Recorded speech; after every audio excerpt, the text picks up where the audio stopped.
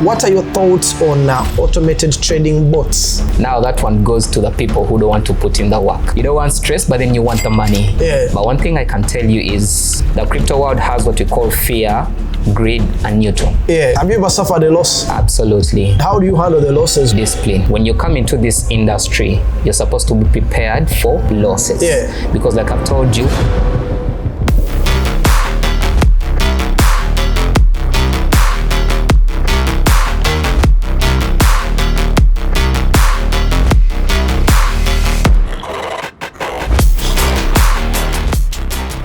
here we are once again. We are back. This is Forex Flex, and special mention goes out to Dim the Lights. Thank you for the location. You can always check them out along Nadia Namgongo Road. Of course, today we're still talking about cryptocurrency trading. Yep. And Osman is here to break it down for us as we get to understand how it works. We had some feedback last week, but I've also noticed that this is a new territory for most people.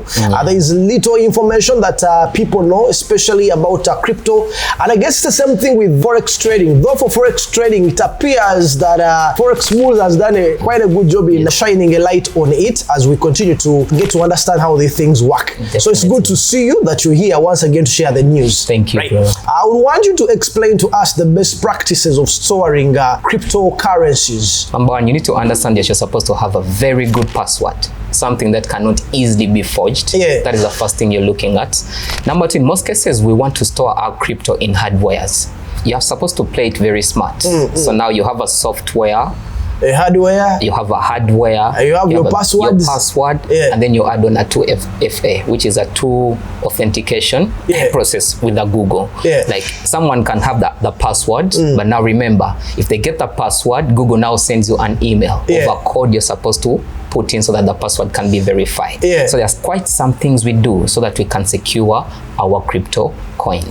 Remember, the more you secure, the better you can make money in this industry. I came across something called a hardware wallet. How are these hardware wallets used? Now, hardware wallets, I think I mentioned it previously. Yeah. There are ways how we store our cryptocurrency. Okay. There are ways how we store our money. It can be stored in multiple ways, but hardware is actually the safest.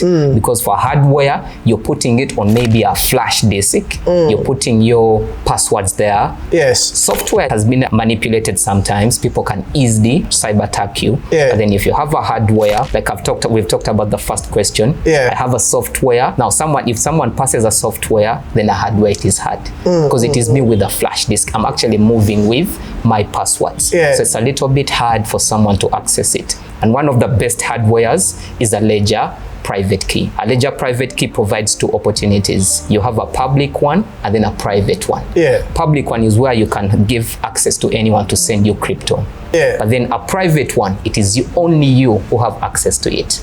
That means if someone sends you on a public, it goes straight to the private. So if someone can easily access a public, then they cannot take your money because you do have also a private key. How do you then choose a reliable crypto exchange? I think it's almost the same in Forex. It has to be regulated, it has to be licensed. Which is now hard to regulate with these guys. Absolutely. Yes. Actually, most countries Yeah. are putting taxes and laws on these crypto exchanges.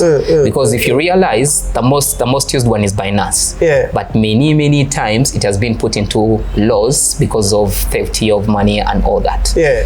Actually, you can realize that in China, it was banned. Cryptocurrency is banned in China, specifically because of Binance. There's a time many people lost a lot of money and then they had to, ban it. So it's always better to trust one that is licensed, regulated, and at the same time, we look at transactions. Let it be very fast in moving your money and getting out the money. What's been your experience with the margin trading? Margin trading is a little bit weird. Yeah. Like for margin trading, you're either in or you're not. Yeah. So that means margin trading is for those ones, we normally say gamblers. I either make big money or I lose everything. Okay. Yeah. So, and how do you handle the losses? Because, if you're talking about losing everything, losses hit differently. Absolutely. Yeah. So that brings us back to discipline. When you come into this industry, you're supposed to be prepared for losses. Yeah. Because like I've told you, there's uncertainties in this industry. Anything can happen. We know meme coins. Meme coins are pump and dump. Yeah. You never know when the big boy is going to dump the coin. Yeah. So you just have to be prepared for anything. We actually say every time you see a big move and you make some money, withdraw the money than keeping it there for some good time. So losses, you just have to be prepared for them.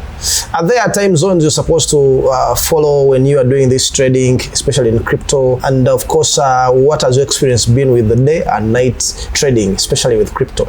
If you're day trading crypto, that means you're not holding a coin. You're actually trading it against a currency.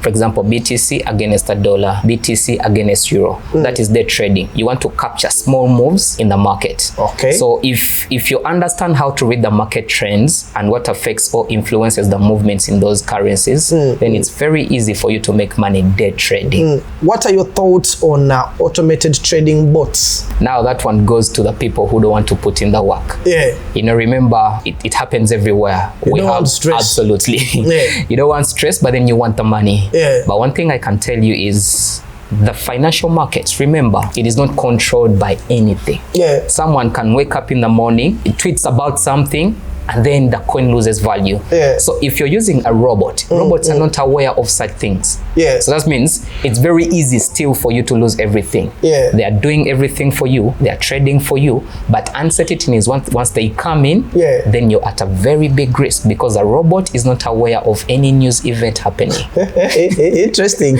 I've had something called stablecoins, and I would want to indulge you. You know, what's your opinion on something? You know, the stablecoins. I think that stable coins, basically Bitcoin is the most stable coin. Yeah. It's the mother of other crypto coins. Yeah.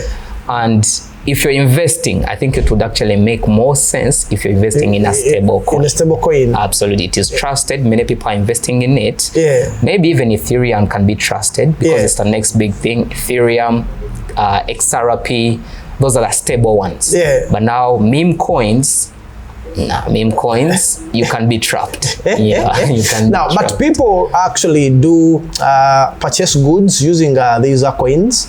Say, want to purchase something, you know, online or whenever. There are stores that accept these coins, right? Yeah. That's quite interesting. What are your thoughts on the regulatory environment for cryptocurrencies, and how do you stay compliant with tax regulations for those where there is, you know, where there are tax systems, you know? I don't know whether in some countries they are not regulated. Oh yeah, definitely. Yeah. Now in a lot of countries, crypto is not yet regulated. Yeah. It is actually regulated in, I think, only big countries. For example, USA, maybe UK also, they're trying to put laws on cryptocurrency. But I think it would be good for us because remember, you're investing in something that is not regulated. So even if you lose your money, there's nowhere to go. Yeah. But now when it is regulated, it's so easy for you to follow up even after losing your money. It will be good for the cryptocurrency world. Nice. Have you ever suffered a loss in cryptos whereby, of course, you've been able to make money, but you fail to get those coins? Absolutely. Now that is where the exchange come in. Yeah. Which website are you using for exchanging your money? Sometimes we pump into these guys who just come out of the blue. Like, you invest with them, and then out of the blue, the website is gone. Yeah. You cannot have access to the money. Wow. So that is why we normally say, before you invest, choose a very good exchange that you're going to use. Yeah. Otherwise, you might be trapped. And then at the same time, even with a good exchange, crypto, we do lose money sometimes. But at the end of the day, we normally focus on the returns that come with crypto. Remember, it moves with three things. The crypto world has what we call fear, greed, and neutral. Personally, you're going to realize I've seen a lot of people coming in at a greed stage. Now, for example, Calvin invests in a coin, and out of the blue, he tells me, yo, I put $100, I'm in 6,000. So that means it has gained a lot of value. So as Osman, I come and jump onto the ride, but then I'm jumping in when maybe they are going out to sell, and I end up getting caught on the wrong side. Stop loss orders. How do you get to handle those ones? Now, every time you're going to place a trade, of course, like I've told you in the beginning, risk or invest only what you're willing to lose. Yeah. So that means sometimes we don't want to lose all our money. If I have $100, the stop loss order is going to help me protect some of my money in case I'm wrong in my investment. Okay. So if I have $100, I can be like, I'm only comfortable losing 30. So I'll set a stop loss order, and then when market reaches that area, they'll just close the trade automatically, and I only lose $30 than losing everything. It's very, very important. It protects your money. Nice. Are you having any plans of rolling out more series in regards to cryptocurrency trading? Absolutely. We are moving step by step, and you're actually going to show people everything online, because once you come into the financial market, it's not even going to stop on crypto. You're going to show them how to invest in stocks, how to do volatility trading, how to trade metals, everything. Though we want to take it step by step. For Forex, I think we've created the biggest community. I've seen some of the live trading sessions that VDollar always conducts, on online, and you guys, and I think it's a right step in the right direction. Definitely. All right, so as we wrap up, any final remarks? The most important thing is learn these things before you invest in them. And make sure, remember, information is everywhere, but knowledge is scarce because of the value attached to it. You can read a book, How to Become Rich, but then you don't get rich. But when you talk to someone who is rich, you can actually become rich. So if you want to learn Forex, understand that financial markets. Don't invest blindly. Absolutely. Come to Forex Bulls and we show you. It's easy once you learn the right way. Nice. Thank you so much for sharing, Osman.